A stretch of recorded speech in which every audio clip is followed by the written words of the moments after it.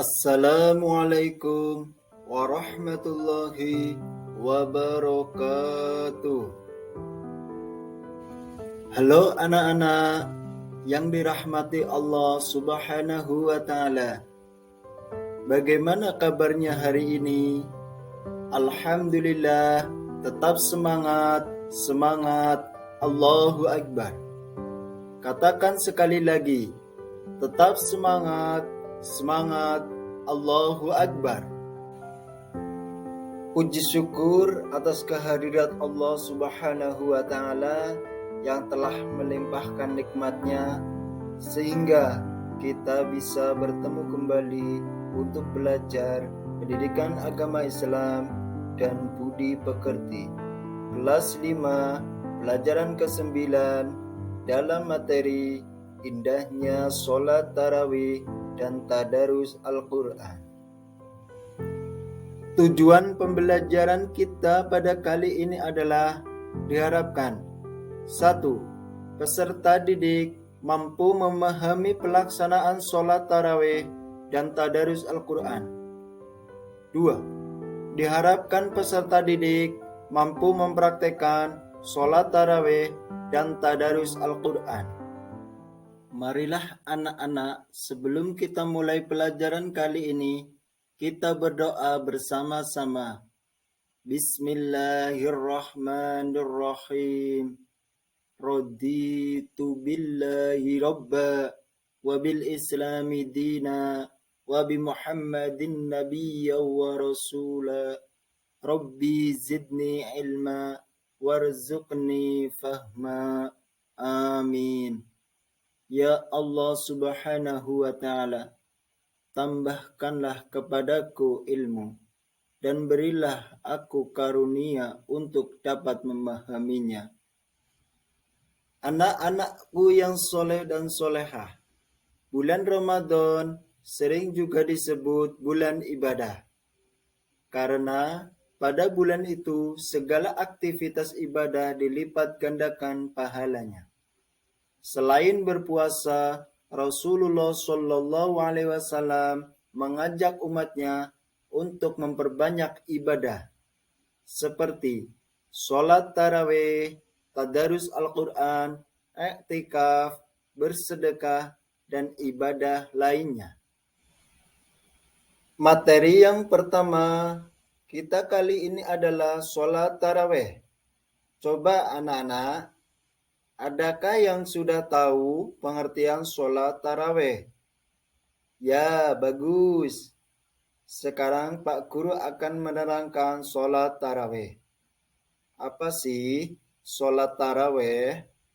Sholat tarawih adalah sholat malam yang dikerjakan pada bulan Ramadan. Nah, sholat tarawih ini dilakukan sesudah sholat Isya sampai waktu fajar. Sholat tarawih hukumnya sunnah muakkad.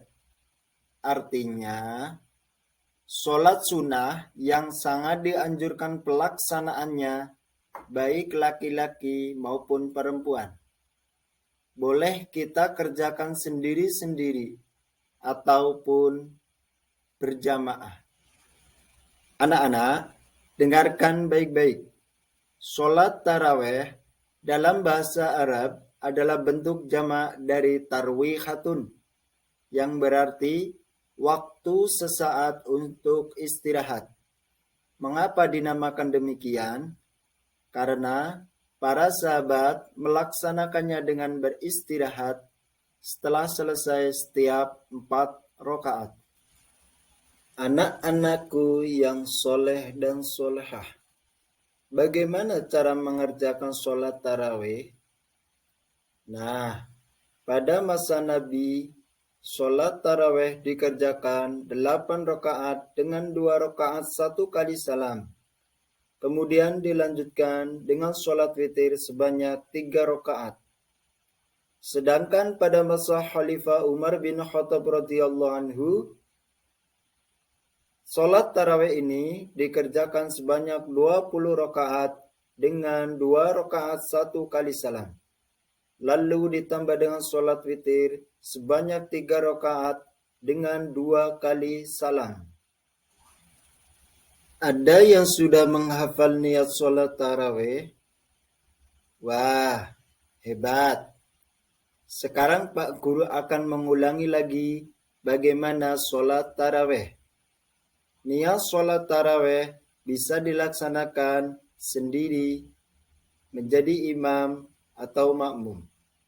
Niat sholat tarawih apabila dilaksanakan sendiri. Dengarkan baik-baik. Begini lafalnya.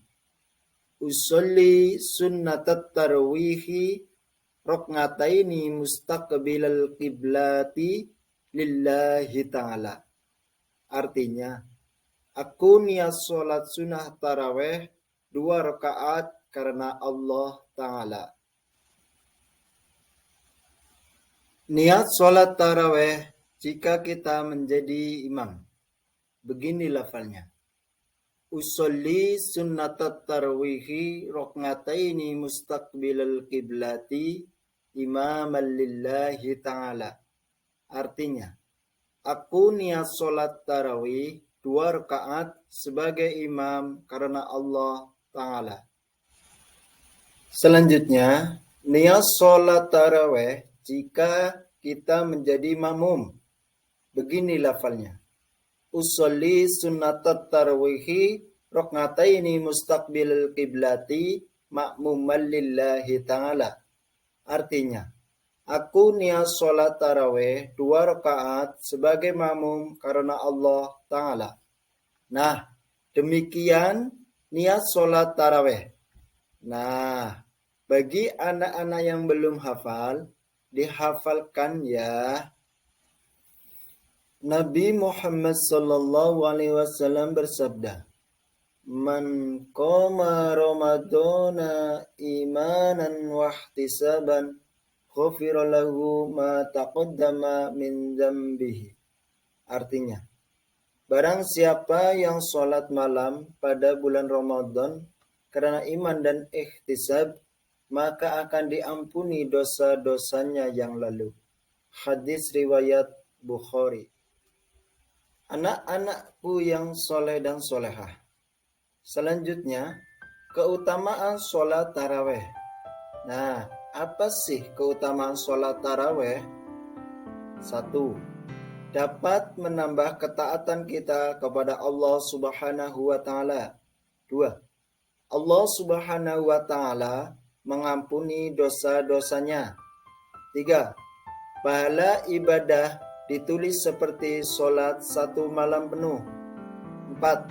Mempererat silaturahmi sesama kaum muslim. Anak-anakku yang soleh dan solehah, materi yang kedua kita kali ini adalah tadarus Al-Quran. Tadarus berasal dari kata darosa, yang artinya mempelajari, meneliti, menelaah, dan mengambil pelajaran. Tadarus Al-Quran berarti mempelajari Al-Quran. Allah Subhanahu wa Ta'ala berfirman dalam surat Al-Baqarah ayat 185. Marilah kita baca bersama-sama. Wahid, Isnin, Salas. Bismillahirrahmanirrahim. Syahru Ramadan alladzi unzila fihi al-Qur'anu hudan linnasi wa bayyinatin minal huda wal furqan. Artinya, bulan Ramadan, bulan yang di dalamnya diturunkan permulaan Al-Quran sebagai petunjuk bagi manusia dan penjelasan-penjelasan mengenai petunjuk itu dan pembeda antara yang hak dan yang batil. Quran Surat Al-Baqarah ayat 185. Anak-anakku yang soleh dan solehah, tata cara tadarus Al-Quran yang baik, yang sesuai dengan syariat Islam antara lain. 1. Berwudu terlebih dahulu. Dalam surat Al-Waqiah ayat 77 sampai dengan 79 telah dijelaskan bahwa tidak ada yang menyentuh Al-Quran selain hamba yang bersuci. 2. Mengawali dengan ta'awud dan basmalah. 3. Tempat yang bersih. 4. Berbusana yang bersih dan menutup aurat dengan rapi. 5. Menghadap kiblat. 6. Membaca dengan tenang dan tidak tergesa-gesa. Adab tadarus Al-Quran dalam Islam selain dilakukan perlahan juga tidak tergesa-gesa. Membaca Al-Quran dengan tergesa-gesa akan membuat pembacanya sulit memahami maknanya sekaligus menghayatinya. 7. Dengan suara sedang. Dianjurkan untuk tidak mengeraskan suara karena tujuan tadarus hanya sebagai bentuk ibadah untuk mengingat Allah Subhanahu wa Ta'ala. 8. Tidak berbicara dan bersendau gurau. Nah, tadarus Al-Quran sebaiknya dibimbing oleh orang yang sudah mahir membaca Al-Quran, supaya bacaan dapat ditingkatkan melalui bimbingannya. Sedangkan manfaat tadarus Al-Quran adalah 1. Menumbuhkan kecintaan kepada Al-Quran. 2. Memperlancar membaca Al-Quran. 3. Terlatih membaca Al-Quran dan mencintai Al-Quran. 4. Mendapat pahala yang berlipat ganda. 5. Memperoleh ilmu tentang Al-Quran. 6. Memperoleh kasih sayang dan kebaikan dari Allah Subhanahu wa Ta'ala. Demikianlah pembelajaran kita pada kali ini. Semoga anak-anak dapat melaksanakan sholat tarawih nanti di saat bulan Ramadan dan dapat melaksanakan tadarus Al-Quran tidak hanya di bulan Ramadan tetapi dalam kehidupan sehari-hari. Sebelum kita akhiri pembelajaran kali ini, marilah kita membaca hamdalah bersama-sama. Alhamdulillahi Rabbil Alamin. Mak Guru akhiri. Wassalamualaikum warahmatullahi wabarakatuh.